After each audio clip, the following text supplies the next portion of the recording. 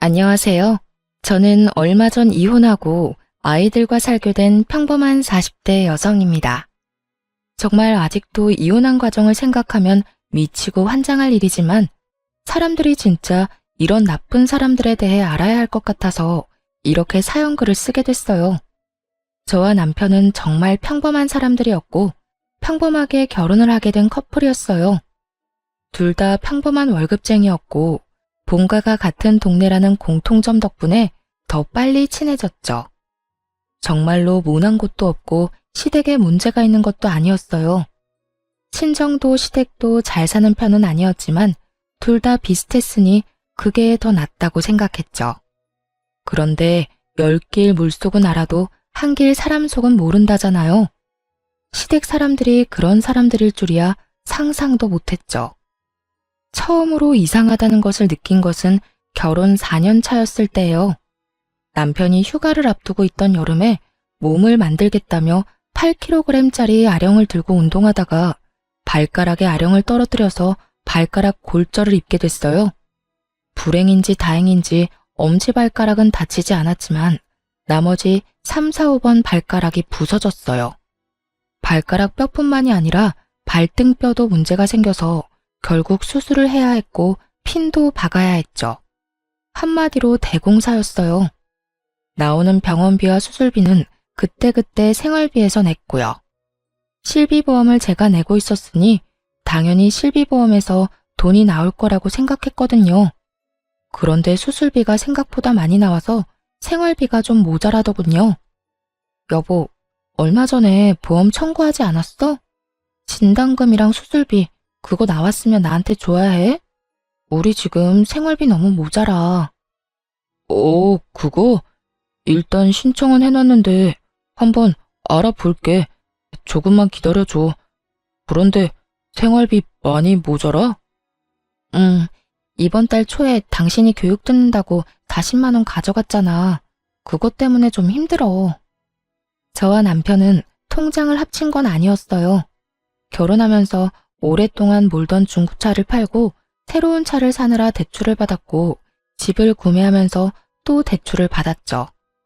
남편 앞으로 150만 원 넘게 대출금이 들어가고 있는 실정이라 필연적으로 제가 생활비를 부담하고 있었거든요. 그러다 보니 이런 식으로 돈이 나가면 제 월급에서 돈을 더 써야 하는 일이 생겼던 거죠.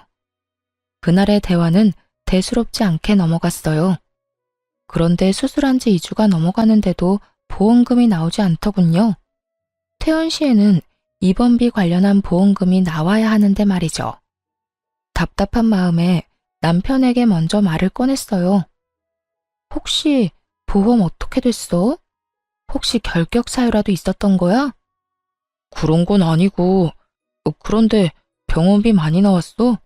우리가 모아놓은 돈에서 좀 뺏어 쓰면 안 될까? 그 돈으로 써도 상관은 없는데 그래도 보험이 왜 안 나오는지는 알아야 할 거 아니야. 당신 보험이 생활비에서 나가는데 도움이 안 될 것 같으면 없애는 게 맞고 더 좋은 데로 갈아타면 되니까. 그렇게 말하면서 남편을 봤는데 남편은 곤란한 얼굴을 하고 있더라고요. 거기에서 뭔가 있는 것 같다는 생각이 들었어요. 남편이 원래 손해보는 걸 싫어했거든요. 계산을 꼼꼼하게 잘하고 관리도 잘하는 사람인데 보험 하나 가지고 저런 곤란한 얼굴을 하는 건 중간에 문제가 있다는 이야기잖아요. 그래서 남편을 추궁했어요. 보험 약관 한번 보여줘. 문제가 뭔지 내가 찾을 테니까. 여보, 그냥 이번 한 번만 넘어가면 안 될까? 나도 말하기 좀 그래서 그래. 도대체 뭐 때문에 이렇게 당신이 저 자세로 나와? 다음에도 이런 일 없으리란 보장 없잖아. 그러면 그때마다 생활비 뭉텅이로 날아가는 거고. 그럼 보험은 왜 넣어? 빨리 보여줘. 남편이 아무것도 안 하고 지켜만 보길래 저는 답답한 마음에 중요한 서류를 넣어두는 서랍부터 열어댔어요. 그리고 제가 원하던 서류를 찾았죠. 그런데 남편 실비의 피보험자가 남편이고 계약자, 즉 계약을 체결한 사람이 시모로 되어 있더군요. 게다가 수익자도 시모였어요. 저는 설마 하는 마음으로 남편을 쳐다봤어요. 남편이 고개를 푹 숙이더군요. 설마 어머님이 청구 금액 다 가져간 거야? 당신 이거 처음부터 알고 있었어? 그거 나 사회생활 시작할 때 엄마가 아는 사람 통해서 받아준 거거든. 그래서 결혼 전까지 엄마가 돈 내주고 있어서 일단 엄마가 계약한 거기도 하고 나도 별 생각 없었지. 남편 말에 제가 답답한 듯 남편에게 따졌어요. 결혼 전이야. 어머님이 돈 내셨다 하니 보험금 나온 걸 드린다는 게 잘못됐다거나 나쁘다고는 생각 안 해. 그렇지만 결혼 후에도 어머님이 그걸 가져가신다는 걸 알았으면 이 보험을 어떻게 고칠 생각을 해야지. 돈은 우리 생활비에서 나가는데 혜택을 우리가 못 받는 건 문제가 있는 거잖아. 그렇긴 한데 엄마한테 이야기하는 것도 좀 그렇고 이번만 그냥 넘어가면 다음에는 이야기 한번 해볼 테니까. 분란을 피하고 싶은 건지 남편은 계속 다음에 하자고 미루더군요. 저는 그럴 생각이 없었어요. 수술비에 입원비까지. 보험에서 다 나올 거라 생각하고 편하게 돈을 써댔는데 그 여파로 지금 당장 생활비가 모자라게 생겼으니까요. 어머님한테 가서 이야기하자. 이건 나중에 해야 할 일이 아니라고. 나중에 또 문제 생기면 어떡할 거야? 여보, 그러지 말고. 말리는 남편을 이끌고 시댁으로 갔어요. 시모가 뜬금없이 찾아온 저희 부부를 보고 묻더라고요. 무슨 일로 이런 시간에 찾아와? 연락도 없이. 어머님, 이 사람 보험 청구한 금액 어머님이 다 가져가신 거 사실이에요? 제 말에 시모가 눈을 새초롬하게 뜨더니 딴짓을 하며 말하더군요. 내가 그 보험 들어준 계약자니까 당연히 나한테 돈이 다 들어오지. 내가 들어준 거 아니냐? 아들이 피보험자고 내가 계약자니까. 어머님, 그럼 보험을 넣으신 이유는 뭐예요? 보험을 왜 넣다니? 당연히 아플 때 도움되라고 넣었지. 지금 그걸 어머님이 가져가시는 바람에 도움이 하나도 안 되고 있어요. 저희 생활비 펑크 났거든요. 그리고 아픈 사람은 남편인데 왜 남편한테는 도움 하나도 안 되고 어머님한테 돈이 들어가는 건지 솔직히 이해가 안 돼요. 계약을 그렇게 했는데 그럼 어쩌냐? 너 설마 그 돈 때문에 여기 와서 나 잡는 거니? 잡는 게 아니라 확실하게 하고 넘어가려고요. 솔직히 이제 그 보험비도 저희가 받아와서 내는데 왜 어머님이 그 돈을 가져가는지 모르겠네요. 청구 금액 돌려주실 거죠? 내가 그 돈을 왜 줘야 하는지 모르겠구나. 엄연히 그런 보험이야. 내가 아들 보험 들어주면서 그 정도도 못하니? 아니 꼬면 내가 아들 키워준 대가라고 생각해. 어이없는 말을 들으니 답답하기만 하더군요. 저는 찍소리도 못하고 가만히 있던 남편을 불렀어요. 여보, 당신은 어떻게 하고 싶어? 이렇게 앞으로 병원비 보험 지원도 안 받으면서 생돈으로 다 낼 생각이야? 그건 아니지만. 남편은 정말 답답하게도 저와 시모 사이 눈치만 보더군요. 하긴 자기 입으로 무슨 말을 하겠어요? 결혼 전에는 시모가, 결혼 후에는 제가 내줘서 본인이 돈 낸 적은 한 번도 없으니 말이죠. 남편에게 말해서 안 될 것 같아서 시모에게 단도직입적으로 말했어요. 그러면 계약자를 남편 이름으로 변경해주세요. 수익자도 당연히 남편으로 해주고요. 남편이 애도 아니고 자기 결정권 없는 사람도 아닌데 굳이 계약자 피보험자 나눌 필요 없잖아요. 그리고 무엇보다 돈을 우리가 내고 있으니까요. 내가 왜 그렇게 해줘야 해? 너희 참 이상하구나. 그럼 여태껏 내가 낸 돈은 어쩌라는 말이니? 지금 이 상황에서 이상한 건 어머님이시죠. 설마 아들 아픈 걸로 용돈벌이 하시려는 건 아니죠? 제 발언이 조금 강했던 건지 시모 얼굴이 완전 황당하다는 듯 벌겋게 달아오르더군요. 무슨 말을? 이 상황이 딱 그거잖아요. 정작 아픈 아들이 돈 다 내고 치료받았는데 보험은 어머님이 다 먹겠다는 말이 그 뜻으로밖에 안 들리잖아요. 제가 어플 체크해보니 여태 보험비를 아예 안 받았던 것도 아니고 그 전에 받으신 것만으로도 내신 금액은 돌려받으신 것 같은데요. 제 말에도 시모는 아무 말 없이 입만 꾹 닫고 있더군요. 더 이상 말하면 자기 얼굴에 똥칠하는 것밖에 안 되니 뭐를 새로 일관하려는 느낌이었어요. 그 모습에 저도 마음 단단히 먹었죠. 지금 당장은 남편 건강이 그리 나쁘지 않아서 저 보험이 필요 없을 수도 있지만 나중에 나이가 들면 저희가 얼마나 큰 손해를 보겠어요. 그래서 남편에게 말했죠.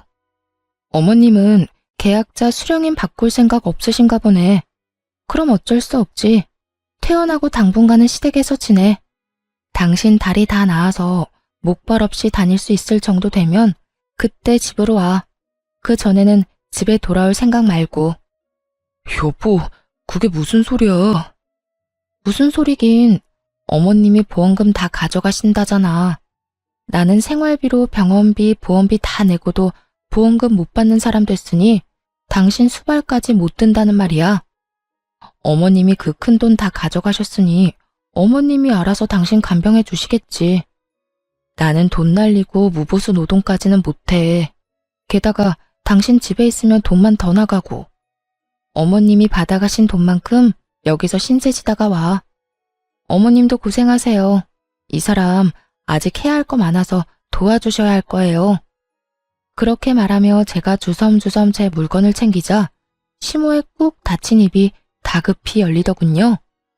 너 그게 무슨 소리야? 내가 왜 아들 병간호를 해? 제 말 못 들으셨어요? 어머님이 받아가신 돈만큼 고생하시라는 말이에요. 계약자 변경 안 해주신다니 어쩔 수 없죠. 앞으로 남편 아프면 시댁으로 보내드릴게요. 안 아프면 좋지만 나이 들수록 아플 일만 남은 거 아시죠? 여보, 진짜 나 놔두고 가는 거야? 잠깐만. 이건 당신 책임도 있는 거 알지? 미리 이야기하고 어떻게든 했어야 하는 건 당신이지. 알아서 어머님 설득시켜서 돌려놓거나 아예 안 먹힐 것 같으면 보험 해지해. 나는 그 돈 계속 내줄 생각 없으니까 잘 해결하고 와. 그렇게 이야기하고 나와버렸죠. 솔직히 진짜 화났거든요. 그런 이야기를 저한테는 해야 하는 거 아닌가요? 그래도 안 보이니 속은 좀 편하더라고요. 남편이 오른쪽 발을 다치는 바람에 아침에 누가 운전해주지 않으면 직장에도 못 가고 병원도 못 가는 상황이었거든요. 생활비는 제가 가지고 있으니 택시는 못 탈 거고 매일 아침 저녁으로 시모가 남편 직장 병원까지 왔다 갔다 해야 할 판이었죠. 그리고 저는 남편이 시댁에 가 있는 동안 돈 한 푼 안 줬거든요. 돈 받아간 사람은 따로 있는데 제가 돈을 줄 이유가 없잖아요. 그렇게 일주일을 버티더니 결국 시모가 남편을 돌려보냈더군요. 변경된 보험 계약과 함께 말이죠. 저는 원하는 걸 얻었고 남편도 자기 보험 자기가 찾아왔죠.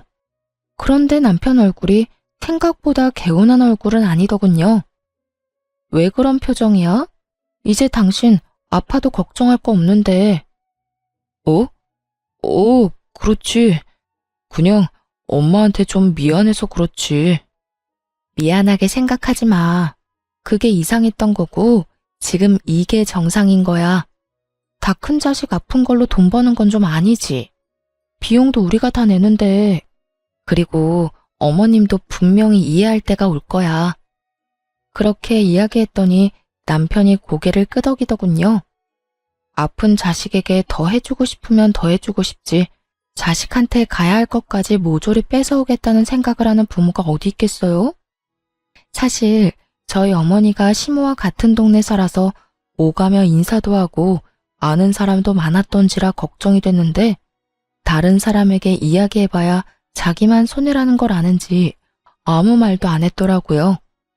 그렇지만 이 일로 시댁과 저는 거리가 생겨버렸잖아요.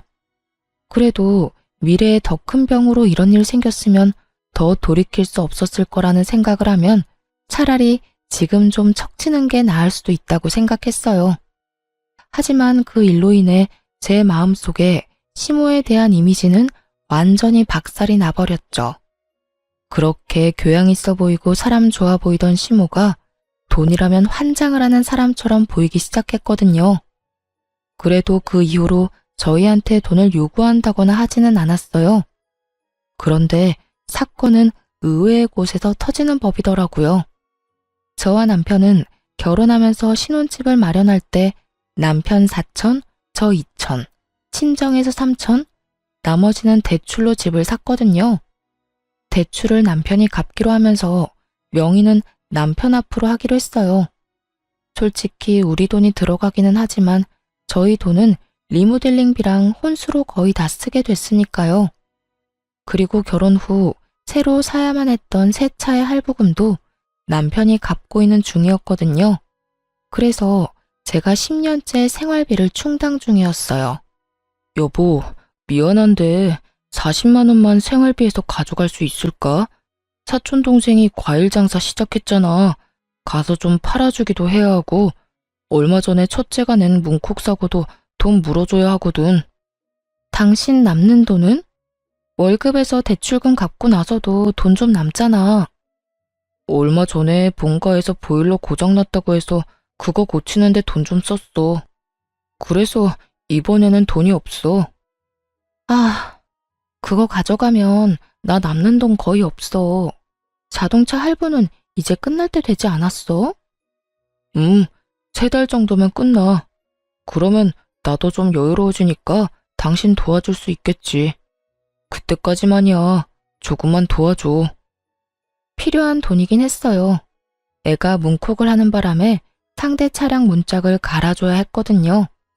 그렇지만 한 번에 40만 원이라는 돈이 나가니 생활비가 진짜 휘청하더라고요. 그래도 어쩌겠어요. 필요하다니 줘야죠. 그 전에도 남편은 생활비에서 그렇게 돈을 자주 빼갔어요. 작년까지만 해도 남편이 매달 드는 교육과 헬스장 비용으로 매달 30만 원씩 나갔었죠. 그 외에 경조사 비용으로도 자주 가져갔고요. 생활비를 비상금 정도로 생각하는 남편을 보며 그 집도 차 할부금이 다 끝나면 괜찮겠지 하는 생각을 했어요. 그런데 남편에게 돈을 빌려주고 정말 오랜만에 가계부를 살펴보는데 이상하게도 남편이 매달 4, 50만 원씩 꼬박꼬박 가져가고 있는 걸 발견했거든요. 물론 이유는 다 달랐지만 정말 한 달도 빠짐없이 매달 가져갔어요. 그리고 항상 10일에서 15일 사이에 돈을 빼가는 걸 알게 됐죠. 이상하잖아요. 그래서 남편이 오래전에 만든 체크카드의 통장을 들고 통장 정리를 시작했어요. 하나둘씩 찍혀 나오는 내역을 보면서 저는 점점 입을 다물지 못하게 됐어요. 그 체크카드는 남편이 빚 갚는 용으로 사용하는 카드였는데 제게 빌린 돈이 그 카드로 들어가면 모조리 아파트 대출금으로 들어가더라고요. 게다가 아파트 대출금도 제가 생각했던 것보다 금액이 적었고 차 대출금은 이미 끝나 있더라고요. 순간 부들부들 떨리더라고요.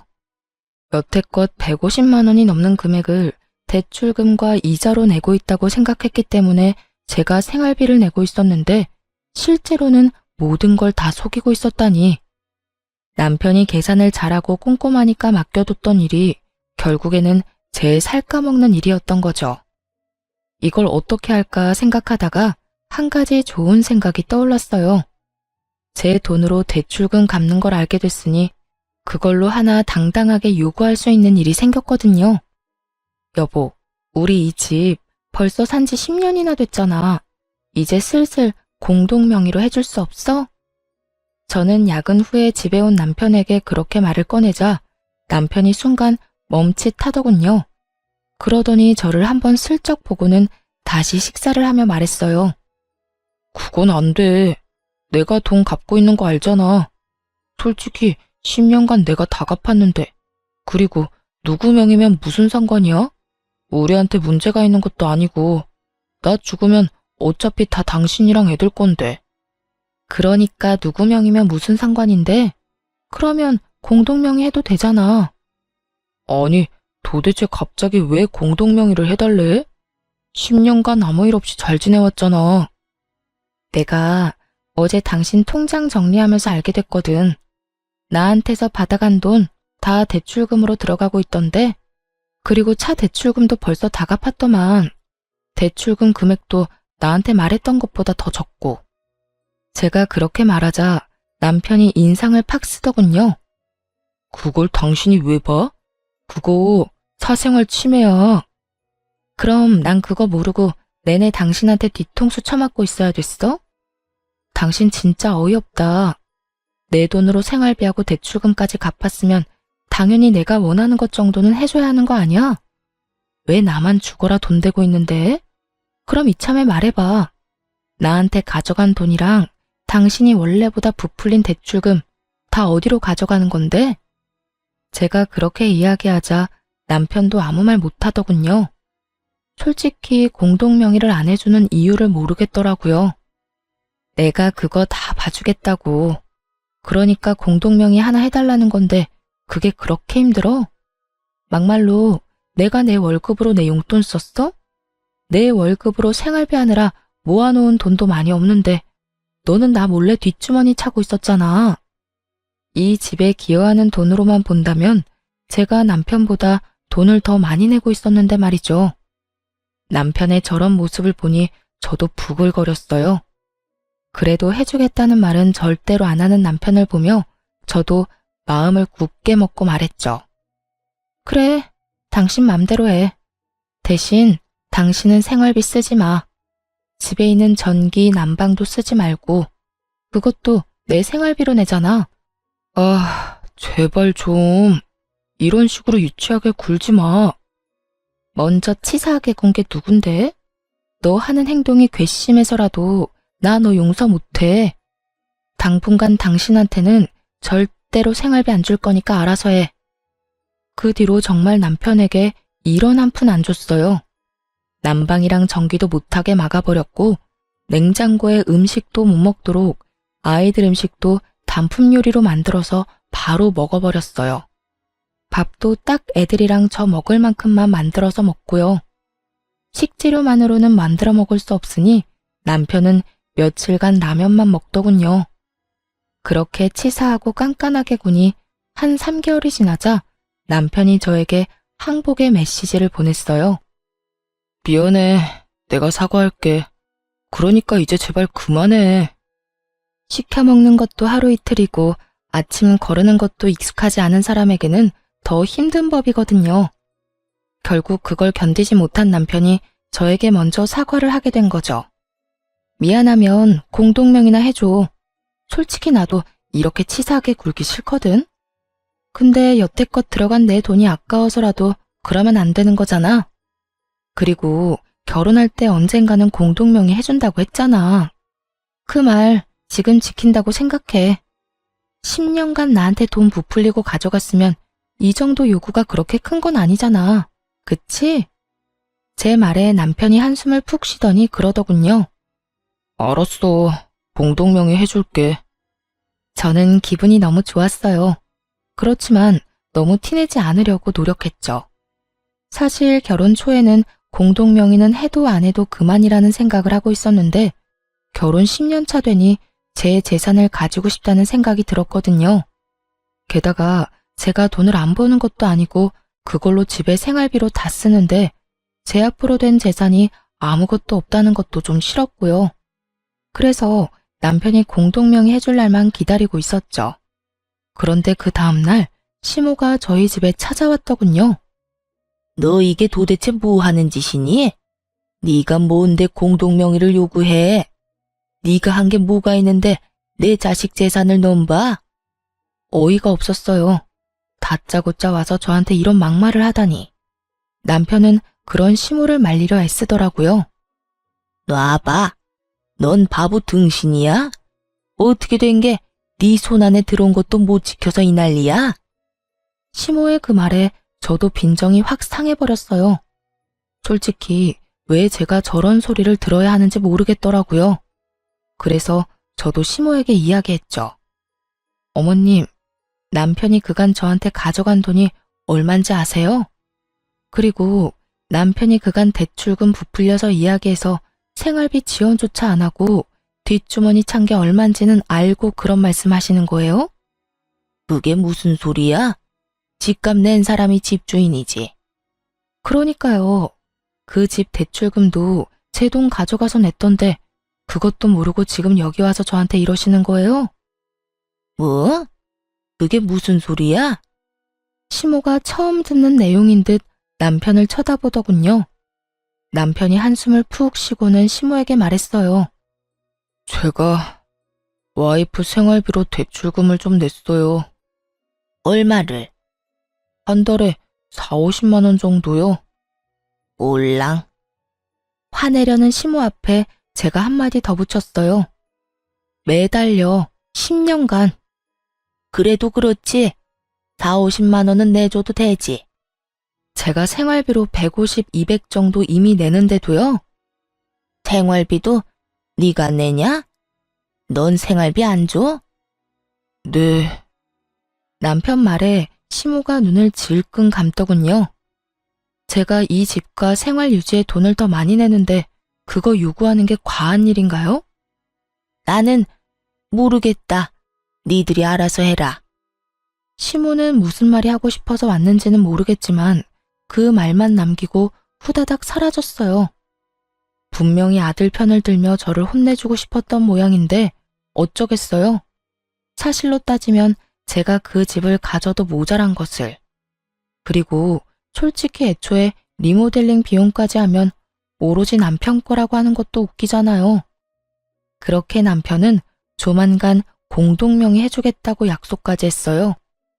기분이 좋았지만 그 기분도 금방 가라앉았어요. 남편 때문이 아니라 친정사정 때문에요. 저희 친정어머니가 지병으로 몇 년을 앓고 계셨는데 당장 수술이 필요한 상황이었거든요. 게다가 저는 생활비 쓰느라 돈 모아놓은 것도 많지 않았고요. 남편과 함께 모아둔 돈은 더 큰 집으로 가거나 애들 교육에 쓸 목적으로 모은 거였거든요. 제가 남편에게 슬쩍 물었죠. 여보, 우리 모으고 있는 돈 좀 빌려줄 수 있어? 우리 엄마 이제 곧 이식 수술인데 수술비가 너무 많이 들어서. 장모님 이식 수술 잡혔어? 그런데 어쩌지? 그 돈 지금 빼면 더 손해야. 이때껏 모아놓은 돈은 다 더 부풀리려고 각종 펀드랑 주식에 넣어놨잖아. 지금 팔면 원금도 보전 못해. 남편이 난색을 표하며 안 된다고 하더군요. 그거 말고 지금 모으고 있는 돈들은 그냥 적금만 깨면 되니까 괜찮잖아. 그래도 그건 우리 집에 문제 생기면 사용할 비상금이잖아. 그걸 장모님 수술비로 주는 건 좀... 처남은? 처남은 돈 없대? 걔 이제 막 결혼했는데 무슨 돈이 있겠어? 그러지 말고 좀 빌려줘. 엄마 수술하고 나면 조금이라도 갚아줄 테니까. 안 된다니까 왜 이래? 그 돈은 안 쓸 거야. 단호한 남편 답변에 속이 확 상했어요. 설마 제가 공동명의를 해달라고 했다고 그걸 이런 식으로 갚나 싶은 생각까지 들 정도였죠. 그럼 공동명의나 빨리 해줘. 꽥 소리 지르고 그날 대화는 그렇게 종료됐어요. 장모님이 아프다는데 괜찮냐는 말은 한마디도 없고 돈은 절대 못 빌려준다는 남편놈에게 우라가 치밀었어요. 그 다음날 남편이 야근하는 동안 저는 칼퇴근하고 집에 와서 남동생을 불렀어요. 누나, 엄마 수술비 어떡할 거야? 엄마 보험은 없나? 보험 있긴 한데 기대하기는 좀 어려워. 특약도 많이 없었고 그냥 기본이라. 낸 만큼 다 못 돌려받을 가능성이 높지. 너희 매형도 진짜 너무하지 않니? 어떻게 장모님 아프다는데 돈 절대로 못 빌려준다고 그렇게 선을 긋고. 너무 그렇게 생각하지 마. 매형도 생각이 다 있겠지. 일단은 대출이라도 해봐야지 뭐. 그렇다고 엄마 저대로 수술도 못하게 둘 수 없잖아. 아버지 돌아가시고 우리 두 남매 키우느라 고생하셨잖아. 호강도 못 시켜드렸는데. 동생을 집으로 부른 건 반찬을 싸서 주기 위해서였어요. 올케가 입덧이 심했는데 저번에 저희 집에서 먹었던 음식이 너무 먹고 싶다고 해서 저희 집 반찬하면서 겸사겸사 양을 더 많이 해서 만들었거든요. 그래서 동생을 불렀는데 엄마 수술 이야기 때문에 커피 한잔하며 이야기하다가 시간이 좀 늦어졌죠. 남편은 아직 들어오지 않고 있어서 이만 동생을 보낼 생각이었어요. 반찬 양이 많아서 동생 배웅도 할 겸 지하 주차장으로 같이 내려갔어요. 엘리베이터 타고 내려서 동생 차에 반찬이랑 애기용 물품을 싣고 있는데 뒤에서 익숙한 목소리가 들리더군요. 그러니까 미친 거지. 왜 내가 모아둔 돈을 처가에 갖다 붓냐?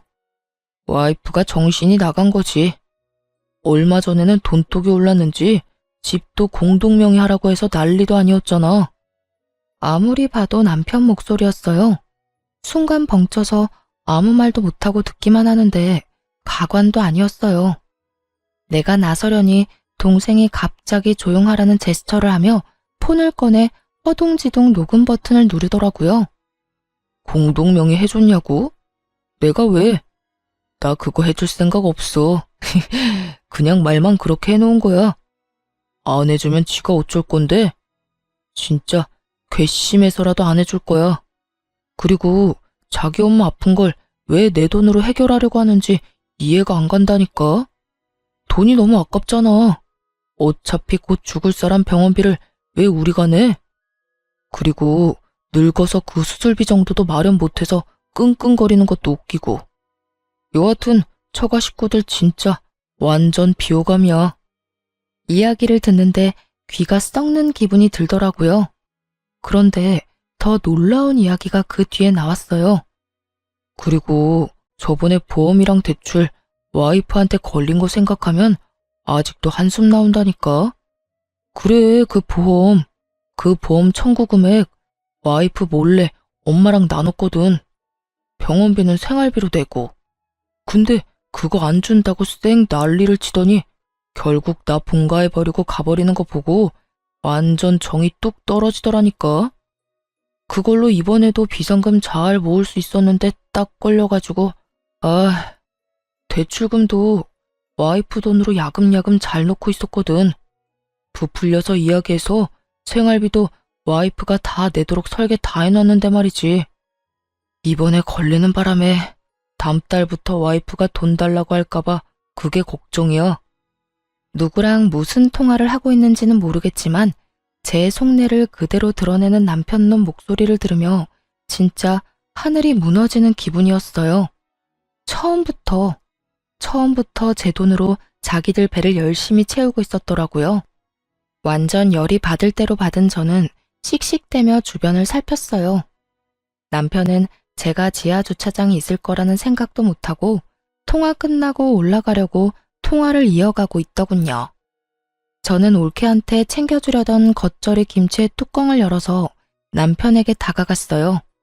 낄낄대며 발끝을 벽에 툭툭 차고 있던 남편놈 얼굴에 겉절이를 확 부었죠. 으이씨, 뭐야? 겉절이 맞은 남편놈이 얼굴을 들어 인상을 쓰더군요. 그리고 그 앞에는 그 인상보다 더 더러운 표정의 제가 있었죠. 야, 너 우리 엄마 수술비 안 빌려준다던 게 돈이 아까워서 그런 거였어? 어? 말해봐. 통화할 때는 말만 잘하더니 왜 꿀먹은 벙어리야? 저는 남편놈 멱살을 쥐면서 남편을 추궁했어요.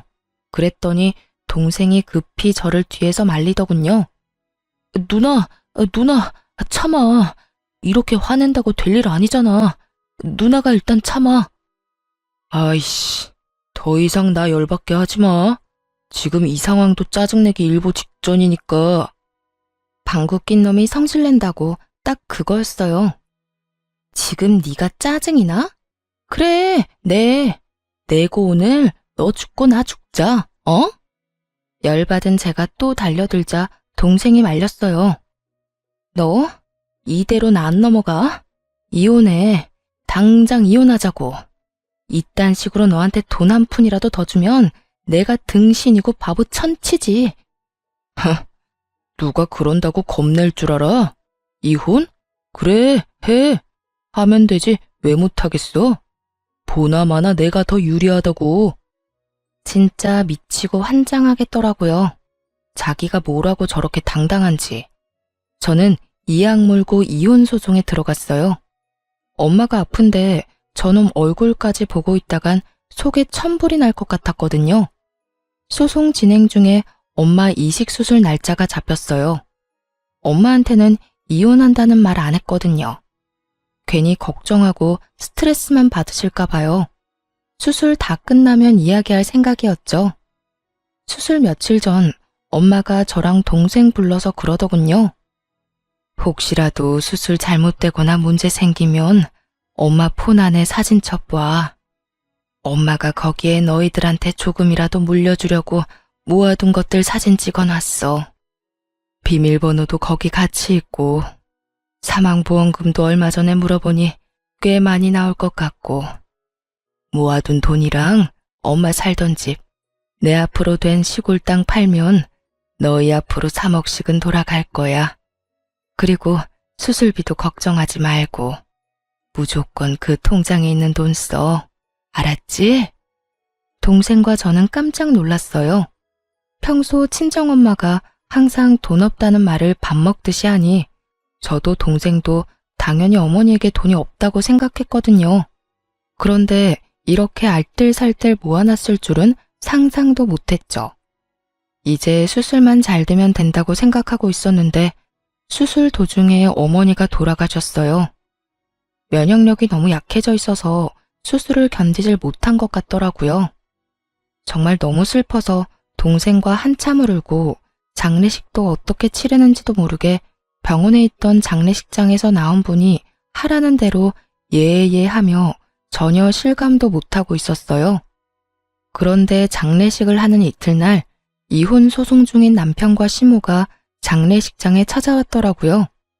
슬픔이 분노로 바뀌는데 1분도 안 걸렸어요.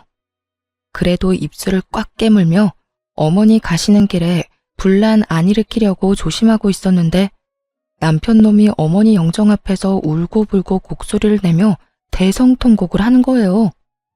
동생과 저는 벙쪘죠. 저 인간들이 왜 저러나 싶었거든요. 남편이 저한테 오더니 제 손을 잡으며 갑자기 뜬금없는 소리를 하더라고요. 여보, 많이 힘들지? 다 괜찮아. 내가 곁에 있잖아. 저는 처음에 제가 잘못 들은 줄 알았어요. 지가 왜 날 걱정해요? 치열하게 한 푼도 안 뺏기려고 이혼 소송 중인데 갑자기 와서 챙기는 척? 착한 척? 환장하고 기가 차서 제가 물었죠. 이게 뭐 하는 짓이야? 당신이 여길 왜 와? 여기 와서 눈물 흘릴 자격도 없는 놈이? 저의 차가운 말에도 남편 놈이 제 손을 꼭 붙잡더니 그러더군요. 많이 속상했지? 내가 다 미안해. 이렇게 장모님 잃고 나니 당신이 얼마나 소중한지 깨달았어. 그러니까 우리 이혼은 없던 걸로 하고 다시 잘 살아보자. 점점 더 기괴해지는 남편놈 행동에 저는 이 인간의 의중을 알 수 없어서 궁금증만 생길 뿐이었어요. 다시 잘 살아? 당신이랑 내가 왜? 나한테 한 푼도 주기 싫어서 이혼 소송도 그렇게 지랄맞게 하고 있으면서? 그래, 당신 입장에서는 그렇게 생각할 수 있지. 하지만 다 당신을 위해서였어. 그리고 당신이 원하면 다시 재결합하면 바로 집도 공동명의로 해줄게. 그거 당신이 원했잖아. 남편놈 말에 미치고 팔짝 뛰겠더라고요. 갑자기 재결합 이야기를 왜 하냐고요? 근데 그 의문을 해결해 줄 사람이 금방 다가오더라고요. 시모와 어머니의 친구분이셨어요. 어머니 친구분은 보험 설계사로 일했었고 지금은 일을 그만두셨는데 이분이 저희 어머니와 시모 두 사람을 다 알고 있었거든요. 아휴, 그래. 저번에 사망보험금 얼마 나오는지 알려달라고 전화했을 때도 너희 이혼 전혀 모르고 있었어. 그리고 네 시어머니도 둘이 진짜로 헤어질 생각 없어서 네 어머니한테 말 안 한 거라고 하던데 둘이 잘 돼서 어머니 모시면 얼마나 좋아하겠어. 그 보험 설계사의 말을 들으니 이제 알겠더라고요. 이 인간들이 뭘 원했는지요. 엄마가 사망보험금 알아보러 전화한 후에 시모랑 보험 설계사가 통화한 게 틀림없어 보였어요. 보험 설계사가 엄마 재산에 대해 이야기했겠죠. 그러니 돈 때문에 지금 저한테 다시 재결합하자는 이야기였죠. 그리고 지금 이혼 소송이 남편에게 유리한 쪽으로 흘러가지는 않고 있었거든요. 남편은 제가 집값을 내지 않아서 재산 분할을 해줄 수 없다는 상황인데 제가 남편 계좌로 보내준 돈과 생활비에 쓴 돈까지 제가 쓴 금액이 더 많아서 남편 원하는 비율로 안 되고 있었거든요. 자기가 좋은 조건으로 승수할 수 없을 것 같으니 저를 회유하려는 것처럼 보였어요. 게다가 유산으로 돈이 많이 나온다니 그것도 노렸을 테고요. 제가 몰랐으면 몰랐지 남편과 시모의 행동과 생각을 모두 알고 있는데 이런 개수작을 부리다니. 제가 얼마나 만만하게 보였으면 이럴까 싶었어요. 그것도 보인이 된 저희 어머니 앞에서 아까워서 수술비 못 주겠다고 지 입으로 말하던 놈이 뭐가 그렇게 당당한지. 그런데 시모가 그때 제게 다가오더니 굉장히 슬픈 얼굴로 말하더라고요. 아가, 고생이 많다. 우리 애가 철이 없어서 이혼 이야기가 나왔다만 그래도 너희는 애를 낳고 산 부부지 않니? 그리고 그렇게 큰 잘못으로 이혼하려는 것도 아니고 잠깐의 치기로 그럴 수 있으니 네가 이해하고 덮어주거라. 그 정도 흠은 살면서 아무것도 아니야. 뻔뻔하게 덮어주라는 말을 하다니. 시모도 남편만큼 뻔뻔하고 염치 없는 행동을 잘하더라고요. 그래서 저도 남편 놈과 시모 우라통 터지게 해주기로 했어요. 저는 남편 팔을 탁 쳐내고 말했어요. 내 대답을 들려줄게. 저는 그렇게 말하고 핸드폰을 꺼냈어요. 그리고 그 안에 저장된 녹음본을 틀었어요. 제일 큰 볼륨으로 말이죠. 여기 장례식장에 있는 모든 사람들이 들을 수 있도록. 그 녹음본은 동생이 그날 녹음한 거였죠. 자기 엄마 아픈 걸 왜 내 돈으로 해결하려고 하는지 이해가 안 간다니까.